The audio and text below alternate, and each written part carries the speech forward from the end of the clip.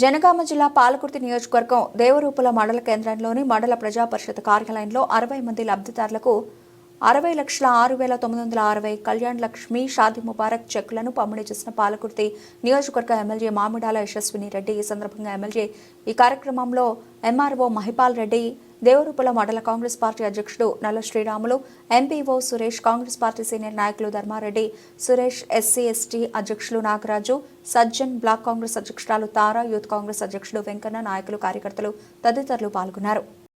చెక్కులు రావాలంటే నాన్న ఇబ్బంది పెట్టేటోళ్ళు.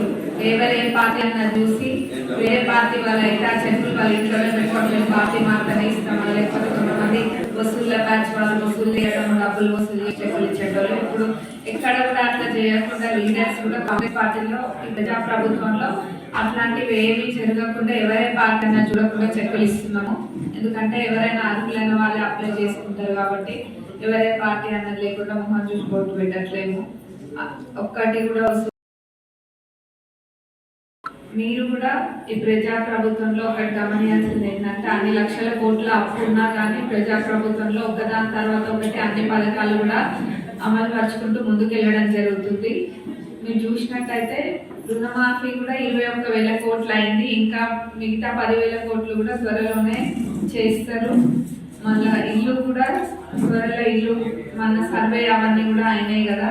ఇల్లు కూడా అర్హులైన నిజమైన పూర్ ఆఫ్ ద పూరెస్ట్ పేద వాళ్ళకి ఇల్లు వస్తాయి. అంతేగాని మొత్తము పార్టీ వాళ్ళకి గతంలో ఇచ్చినట్టుగా ఇల్లున్న వాళ్ళకే ఇల్లు అట్లా రావు. నిజమైన అర్హులైన పేద, ఎందుకంటే ఈ ప్రభుత్వానికి ఒక సంకల్పం ఉంది, పేదవాళ్ళని మంచిగా చేయాలన్న సంకల్పం. కాబట్టి అదే విధంగా ముందుకెళ్తాం. ఎక్కడ కూడా సంవత్సరంలో ప్రజా ప్రభుత్వంలో ఎక్కడ కూడా ఆగలేదు.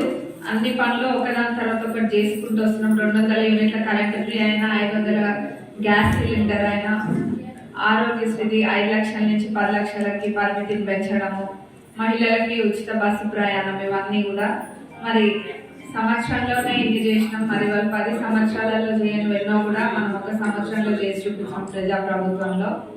అట్లనే మన నియోజకవర్గం విషయానికి వస్తే మన నియోజకవర్గ అభివృద్ధిలో కూడా ఎక్కడ వెనక్కి పోకుండా అన్ని కూడా చేస్తున్నాం.